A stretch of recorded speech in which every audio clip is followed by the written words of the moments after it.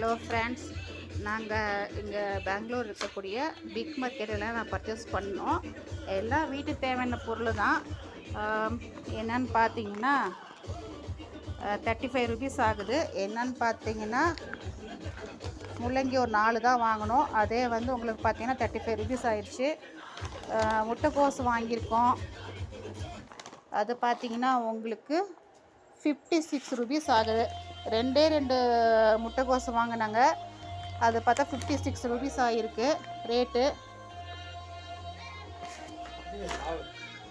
பூண்டு பார்த்தீங்கன்னா 247 ரூபா வந்திருக்கு பூண்டு மட்டும்.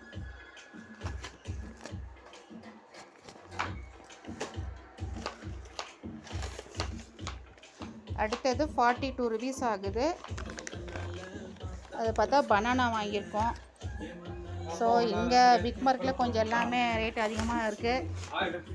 ரெண்டாவது 36 ருபீஸ் ஆகுது. என்ன வாங்கியிருக்கோன்னு பார்த்து சொல்கிறேன். ஒரு சின்ன பாக்கெட் தான் வந்திருக்கு. இன்றைக்கி எங்கள் வீட்டில் நாங்கள் என்ன செய்ய போகிறோம் அப்படின்னு பார்த்தீங்கன்னா சிக்கன் பிரியாணி பண்ண போகிறோம். ஸோ அதுக்கான பொருள் எல்லாத்தையும் ரெடி பண்ணிகிட்ருக்கோம். நாங்கள் நெக்ஸ்ட்டு நாங்கள் என்ன வாங்கியிருக்கோன்னா மட்டனும் சிக்கனும் வாங்கியிருக்கோம். ஸோ மட்டன் வந்து கிரேவி பண்ண போகிறோம், சிக்கன் பிரியாணி பண்ண போகிறோம். 420 ஆயிடுச்சு. ஸோ இதுக்கான பொருளாக இன்ட்ரெஸ்ட்டாக ரெடி பண்ணிகிட்ருக்கோம். ஸோ ஓப்பன் டைப்பில் நாங்கள் பிரியாணி பண்ண போகிறோம். அதுக்கான இன்க்ரீடியன்ஸ் எல்லாம் கட் பண்ணிகிட்ருக்கோம்.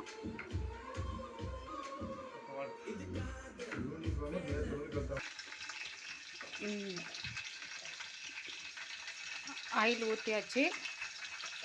பிரியாணிக்கான பிரியாணியோட இன்க்ரீடியன்ஸ் எல்லாம் போட்டுட்ருக்கோம். அது பொன்னிறமாக வதங்குற வரைக்கும் கொஞ்சம் வெயிட் பண்ணுவோம்.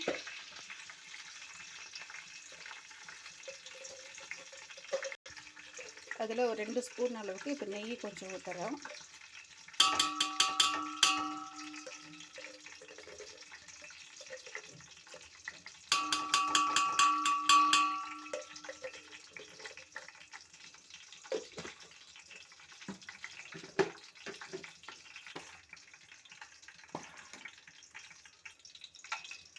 ஒரு பட்டை 2 போட்டிருக்கோம். இப்போ நெக்ஸ்ட்டு ஆனியன் போட ஆரம்பிக்கிறோம்.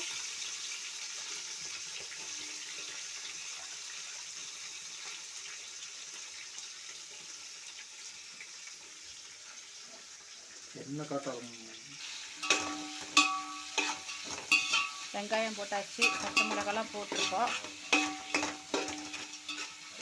பச்சை மிளகா ஒரு சார் பிடிக்கல அப்படின்னா நீங்கள் வர மிளகா போட்டுக்கோங்க.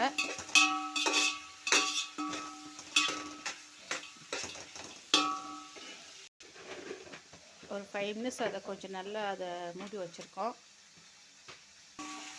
திரும்ப அதை ஓப்பன் பண்ணிவிட்டு திரும்ப கொஞ்சம் நல்லா கிளறிட்டுருக்கோம். அது அடிப்பிடிக்காமல் இருக்கணும். சிக்கன் நல்லா கழுவிட்டுருக்கோம். பக்கம் பிரியாணிக்கும் இதில் 1 கேஜி இருக்குது. நெக்ஸ்ட்டு நாங்கள் சிக்கன் கபாபுக்கு வந்து பவுடர் ரெடி பண்ணிகிட்ருக்கோம். கொஞ்சம் கார்ன்ஃப்ளவர் போட்டிருக்கோம், இஞ்சி பூண்டு பேஸ்ட்டு போட்டிருக்கோம். அடுத்தது சிக்கன் 65 கபாப் மசாலா போட்டிருக்கோம்.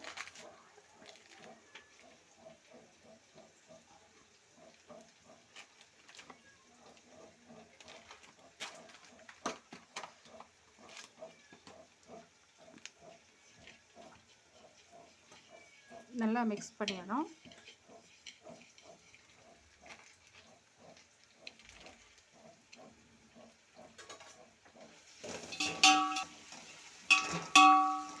பொன்னிறமாக வதங்கிருச்சு. ஸோ இப்போ வந்து நாம் வந்து கழுவி வச்ச சிக்கன் வந்து இது பார்த்துக்க போட ஆரம்பிச்சிடலாம். கொஞ்சம் மிளகாத்தூள் போட்டிருக்கு. திரும்ப கொஞ்சம் கரடு கொஞ்சம் ஆட் பண்ணுறோம்.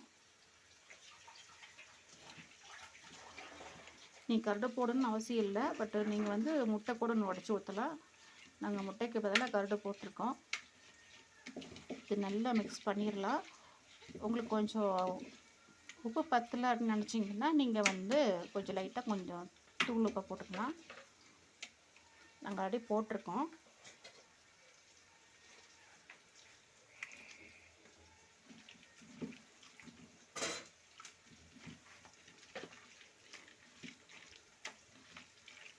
சிக்கன் நல்லா நம்ம ஒரு 20 நிமிஷம் அதுக்கப்புறமா நாங்கள் விட்டுருவோம். அப்போ தான் கொஞ்சம் அந்த எண்ணெயில் பொரிக்கும் போது அந்த இன்க்ரீடியன்ஸ் நல்லாயிருக்கும். நீங்கள் உடனே மசாலா தடவி உடனே போட்டால் அந்த டேஸ்ட்டு வர்றதில்லை.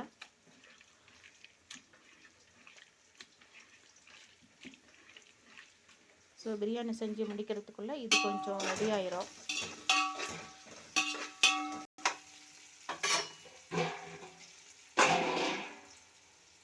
ஸோ இப்போ நாங்கள் கபாப் மசாலா ரெடி பண்ணி வச்சிட்டோம். ஸோ நாங்கள் இப்போ அதை நாங்கள் க்ளோஸ் பண்ணி வச்சுருவோம்.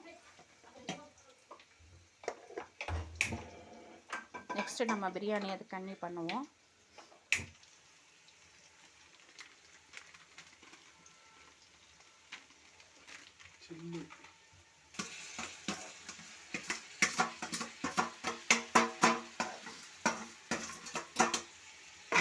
இப்போ புதினா போட்டாச்சு.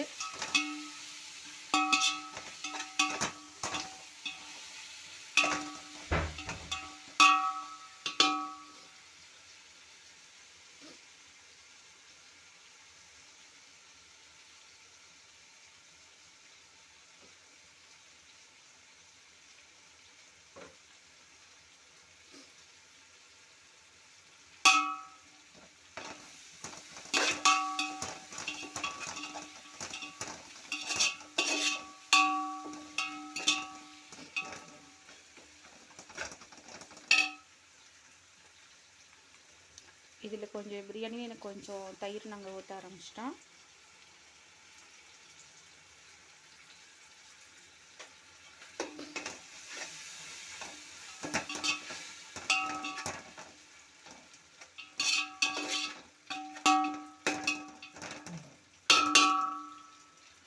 ஆல்மோஸ்ட் பிரியாணிக்கெல்லாம் ரெடி பண்ணிட்டோம்.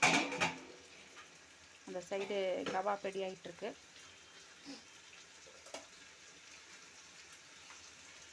திரும்ப கொஞ்சம் தக்காளி ஆட் பண்ணுறோம்.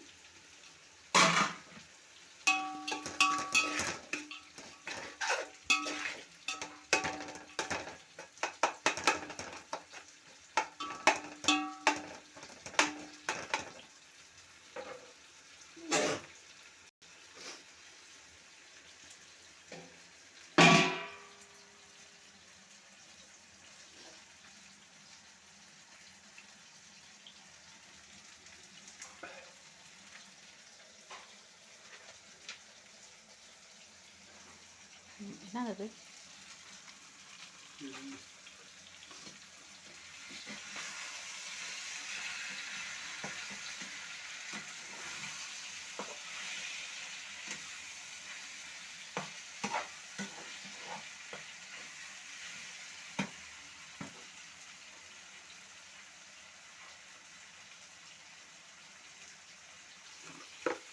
ஃபைனலாக நாங்கள் உப்பு போட ஆரம்பிச்சிடறோம்.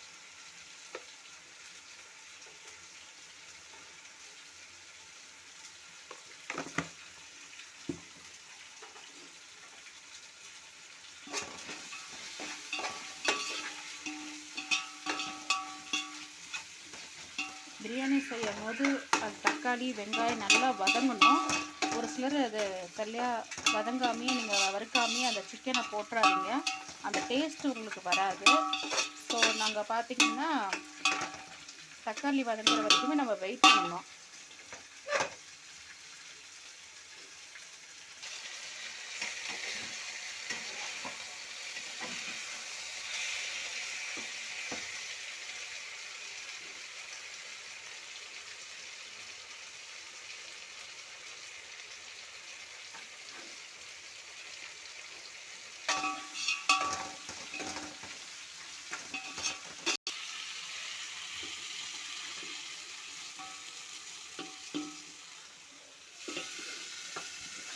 நம்ம தனியாக போட்டு அதை வறுத்ததெல்லாம் பார்த்துக்கோங்க. கபாப் மாதிரி பண்ணதெல்லாம் நீங்கள் பார்த்தீங்கன்னா.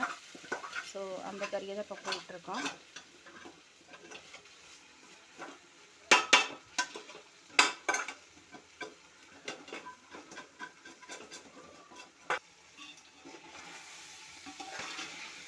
ஸோ நீங்கள் தனியாக அதை வறுத்து வச்சுருந்து அந்த கபாப் ரெடி பண்ண சிக்கனை தான் நாங்கள் போட்டிருக்கோம்.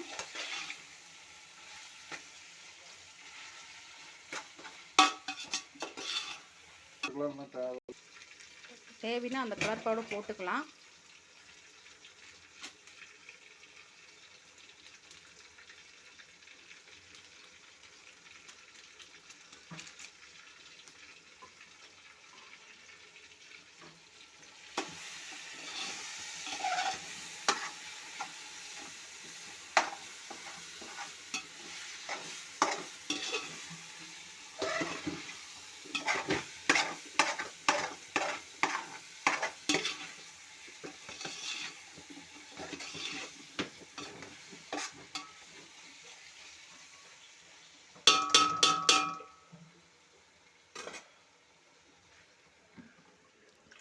அரிசி நாங்கள் முன்னாடியே ஊற வச்சிட்டோம்.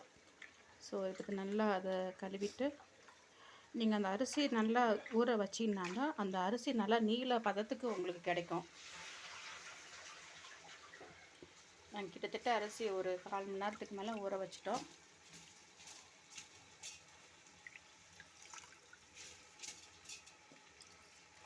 பிரியாணி செய்யும்போது தண்ணி நம்ம கம்மியாக கொஞ்சம் ஆட் பண்ணணும். அதனால தான் நாங்கள் தனியாக நாங்கள் வந்து அந்த சிக்கனை வந்து கபாப் ஸ்டைலில் நாங்கள் வறுத்து நாங்கள் போட்டது காரணம். கறி நல்லா வேகணும் அப்படிங்கிறதுக்காக.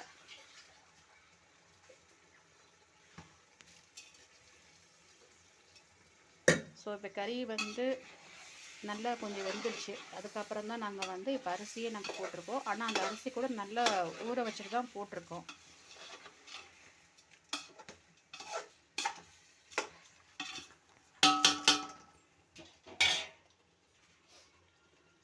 மெயினாக பிரியாணி பண்ணும்போது நீங்கள் வந்து அந்த தண்ணி வந்து கரெக்டாக அந்த அளவை பார்த்து ஊற்றணும்.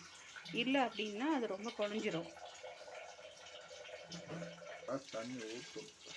அது 1 கிளாஸ் ரைஸ் அப்படின்னா 1.5 கிளாஸ் தண்ணி தான் நீங்கள் ஊற்றணும்.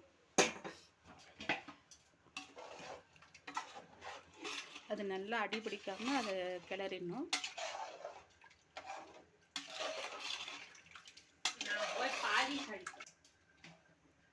இப்போ நம்ம மூடி வச்சிடலாம். இப்போ நம்ம வெயிட் பண்ணுவோம். ஸோ வெயிட் பண்ணிவிட்டு உங்களுக்கு நான் காட்டுறேன். Hello friends, chicken biryani ready ஆயிருச்சு. நீங்கள் உங்கள் வீட்டில் ட்ரை பண்ணி பாருங்கள்.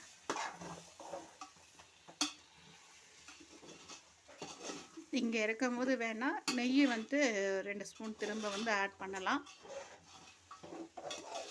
ஸோ ஃப்ளேவர் நல்லா வந்திருக்கு.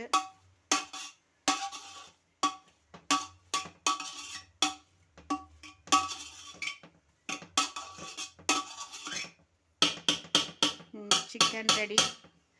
நெக்ஸ்ட் வீடியோவில் உங்களுக்கு நான் மட்டன் கிரேவி பண்ணுறது உங்களுக்கு சொல்லிக் கொடுக்குறேன். தேங்க்யூ.